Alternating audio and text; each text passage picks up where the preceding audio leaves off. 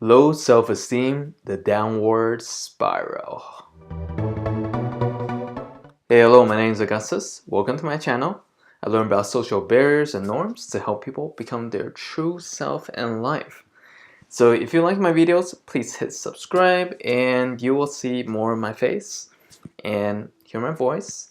So we'll talk about all different kinds of social topics. So today I want to talk about low self-esteem and how it's really like a downward spiral for people. Like you can see like from my past video, I have talked about how the higher self-esteem people, it just keeps on getting higher, and the low self-esteem keeps on getting lower. So it doesn't remain in the same place. It keeps on getting lower or it keeps on getting higher. So which makes it really bad for people with low self-esteem, because time is not your friend. And I want to kind of take this time to kind of explain that. So how does low self-esteem really happen? So when it first how it first started is what I so-called a dent.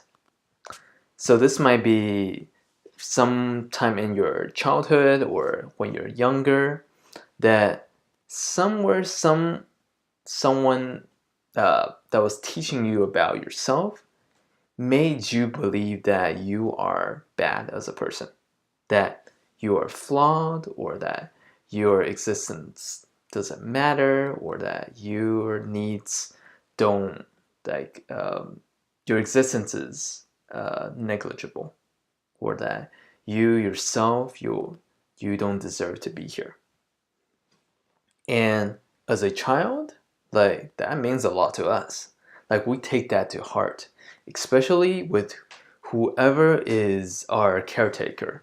Like whatever they say, we believe. So that is how much of a weight degree that we believe in this low self, like the beliefs that they have given us. Yeah.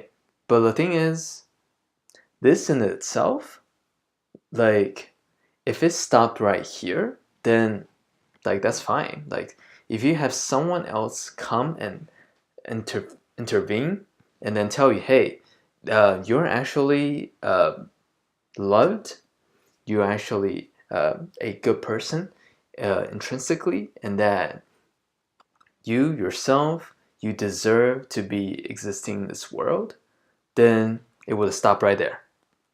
Like low self-esteem, stopped, gone. Now you're healthy self-esteem, you're good to go. But the next stage that I want to talk about, this is actually the more detrimental part. And this part is isolation.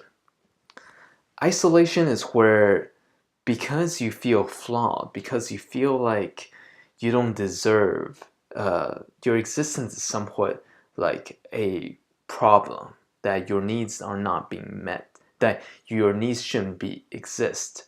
You try to put on this perfect self towards other people.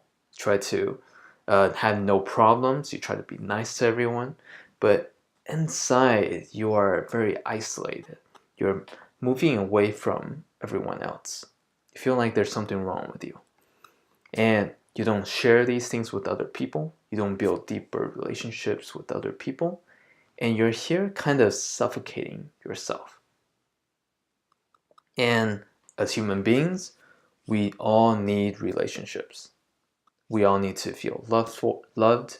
We all need to feel cared for. We need that connection. And when we don't have that love, and we're isolated by itself, we start to crave that love so much. And at the same time, we want to open up.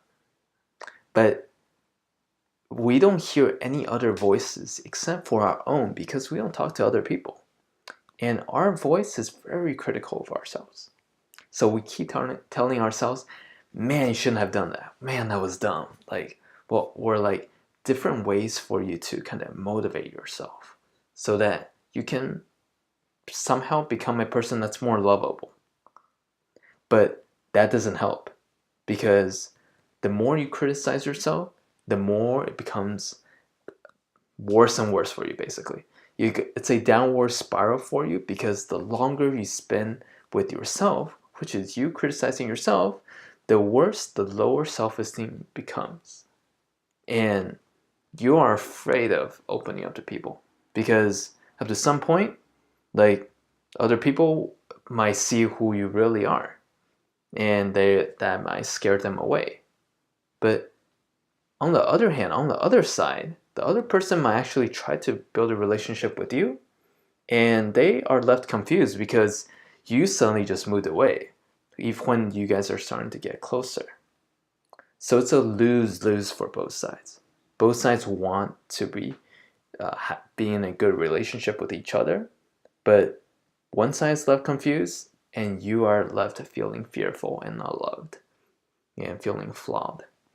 And so if the other person isn't really having like a background understanding what low self-esteem is, it's hard for them to be able to help you, because the nature of low self-esteem isolates you.